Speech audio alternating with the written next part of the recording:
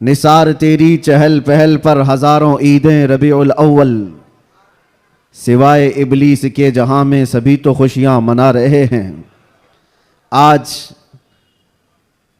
میں آپ کے سامنے اس میلاد مبارکہ کے موسم میں پہلا خطاب کرنے کے لیے حاضر آیا ہوں، اور اللہ تبارک و تعالی اس کی برکت مجھے اور آپ سب کو عطا فرمائے۔ ایک بات تو ہے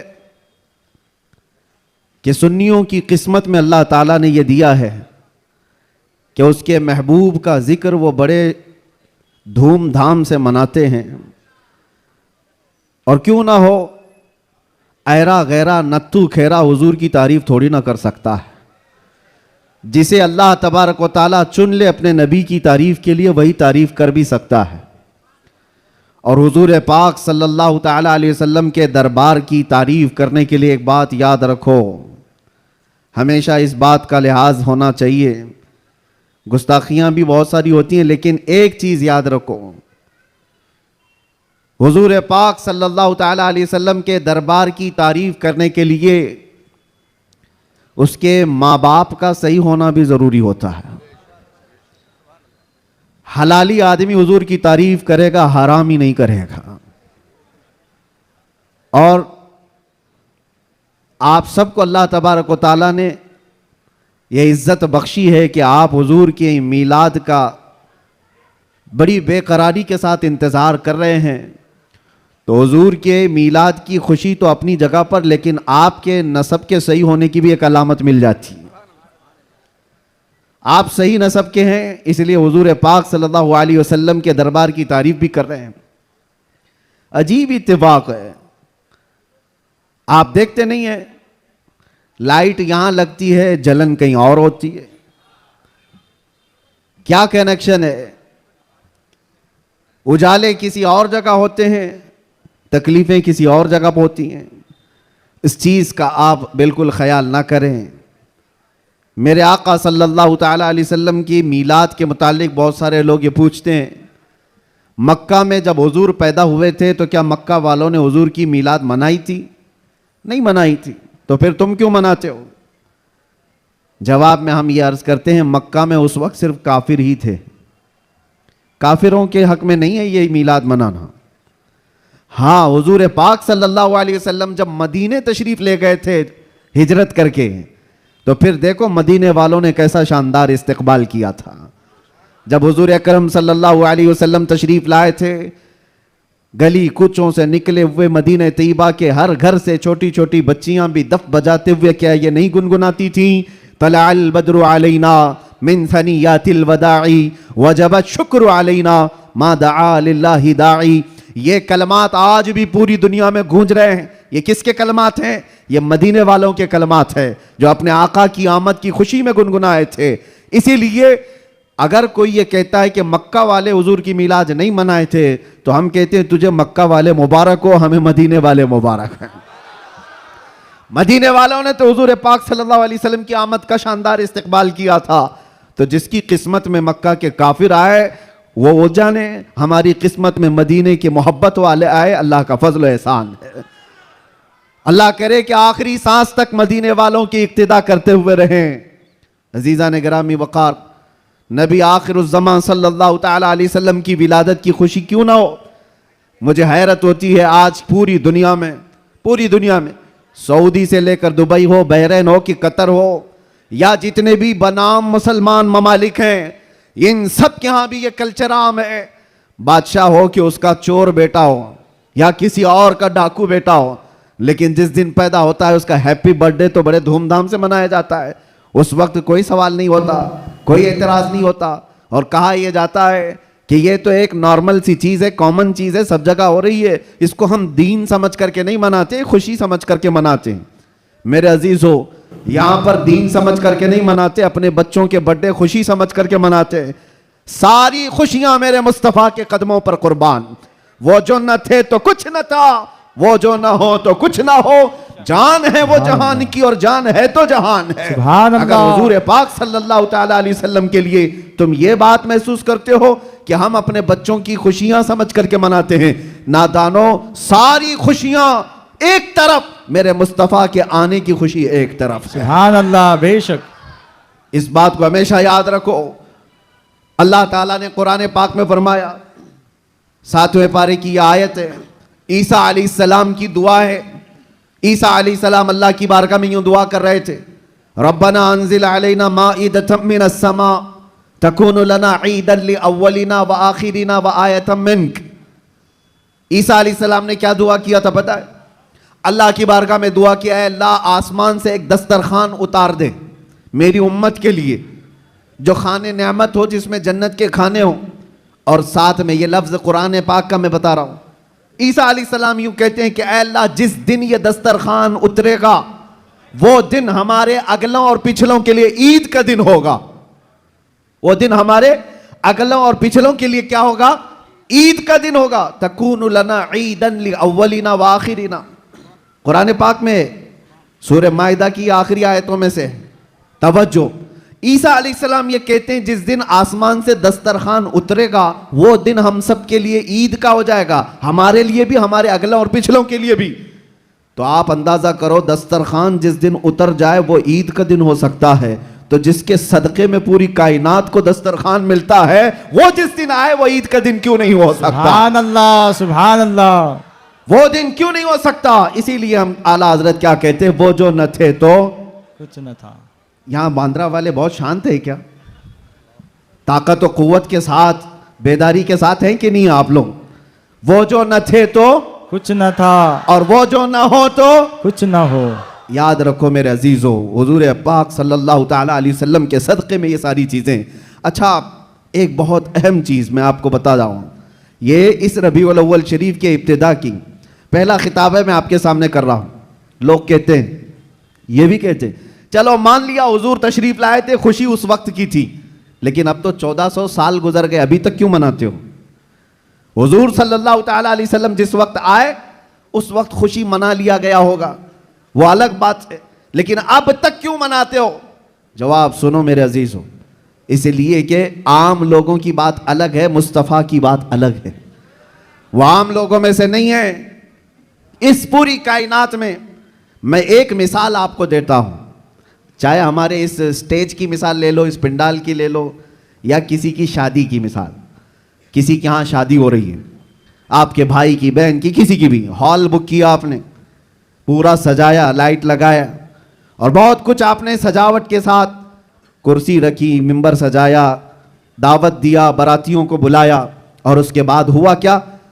شام تک یہ محفل چلتی ہے.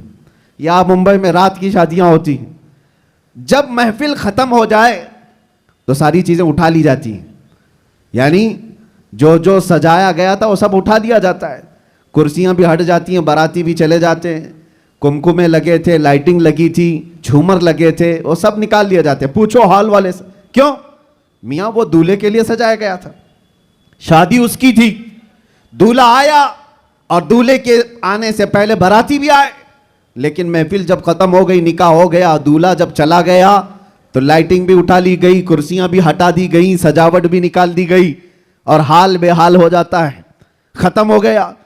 یہ ایک مثال دے رہا ہوں، دنیا میں ایک دستور ہے یا نہیں، جس کے ہاں بھی شادی بیاہ وغیرہ کچھ ہو، جس کے لیے سجایا جاتا ہے، جب تک وہ بیٹھا ہے تب تک کی سجاوٹ ہے، اور دولہا جب چلا جائے تو سجاوٹ نہیں رہتی، نکال دی جاتی ہے. ایک دن زیادہ سے زیادہ دوسرے دن ہو سکتا ہے، پنڈال بھی ہٹا دیے جاتے ہیں. یہ مثال ذہن میں رکھو اور پھر اس کائنات کو دیکھو. یہ کائنات کس کے لیے سجائی گئی ہے؟ یہ زمین کا بچھونا کس کے لیے تھا؟ یہ آسمان کس کے لیے تانا گیا تھا؟ اس میں جھلملاتے ہوئے ستارے اور چاند سورج کس کے لیے بنائے گئے تھے؟ خود حدیث پاک میں ہے، اللہ کے نبی فرماتے ہیں، یہ رب تعالیٰ کا فرمان ہے، لولاک لما خلقت الدنیا والافلاک والارضین. اے رسول، اگر آپ کو پیدا کرنا نہ ہوتا تو نہ میں زمین بناتا، نہ آسمان بناتا، نہ اس کائنات کو بناتا. پتہ یہ چلا کہ جو کچھ بھی بنا ہے وہ مصطفیٰ کے لیے بنا ہے. وہ جو نہ تھے تو اور وہ جو نہ ہو تو.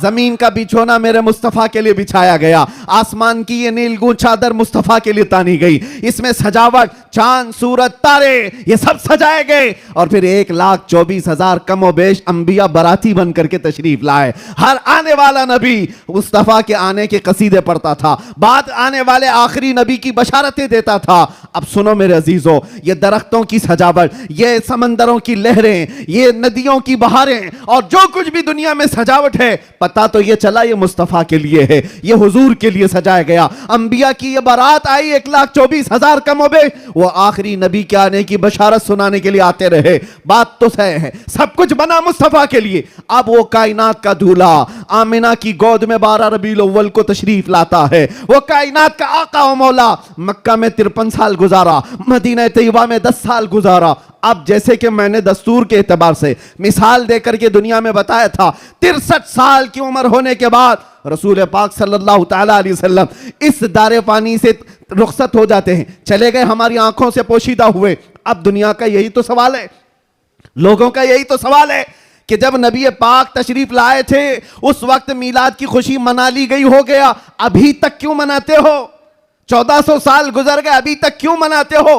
ان کے جواب کے لیے میں نے اتنی ساری تمہید باندھی ہے. ان کو یہ کہتا ہوں, یہ دنیا کی مثال الگ ہے. جب دولہا اٹھ کر کے چلا جاتا ہے تو سجاوٹ بھی ختم ہوتی ہے. ہم نے دیکھا زمین ابھی بھی باقی ہے, آسمان ابھی بھی باقی ہے, چاند سورج کی روشنیاں ابھی بھی جھلملا رہی ہیں. نہ درخت کم ہوئے, نہ سمندروں کی لہریں کم ہوئی, نہ دریاؤں کی طغیانیاں. اس کائنات کی رنگ و روشن اور جو بھی چمک ہے اسی طرح برقرار ہے. پتہ کیا چلا؟ چاند سے پوچھو, ستاروں سے پوچھو, سورج سے پوچھو, زمین و آسمان کے اس پورے تانے بانے کو پوچھو, ابھی تک تم کیوں باقی ہو؟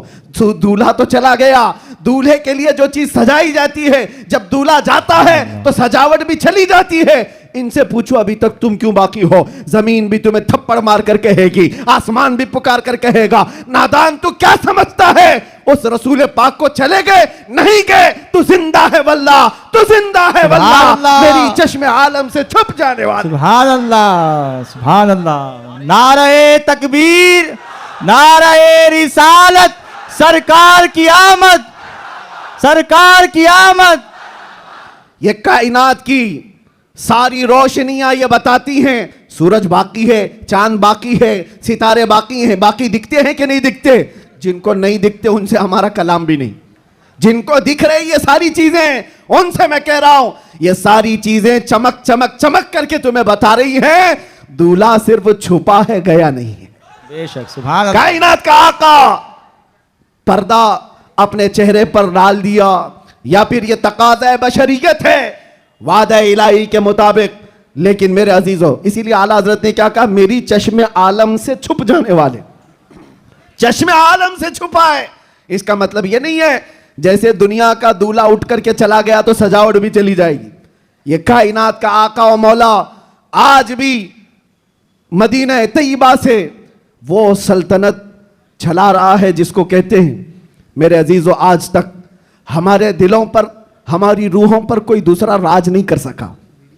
وہ کوئی اور ہوں گے جو کسی کے آگے پیچھے گھومتے ہوں گے, لیکن سچ بتاؤں کروڑوں مسلمانوں پر آج بھی جس کی حکمرانی ہے اس کو کہا جاتا ہے آئی نئی حکومت سکہ نیا چلے گا, آئی نئی حکومت سکہ نیا چلے گا. عالم میں رنگ بدلا صبح شب ولادت. سبحان اللہ. حضور کی ولادت کی صبح سے جو حکمرانی تبدیل ہوئی ہے وہ قیامت تک نہیں بدل سکتی.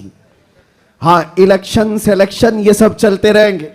روحوں پر اور دلوں پر جس کی حکمرانی ہے وہ تاجدار مدینہ صلی اللہ علیہ وسلم کی ہے, آقا کونین کی ہے.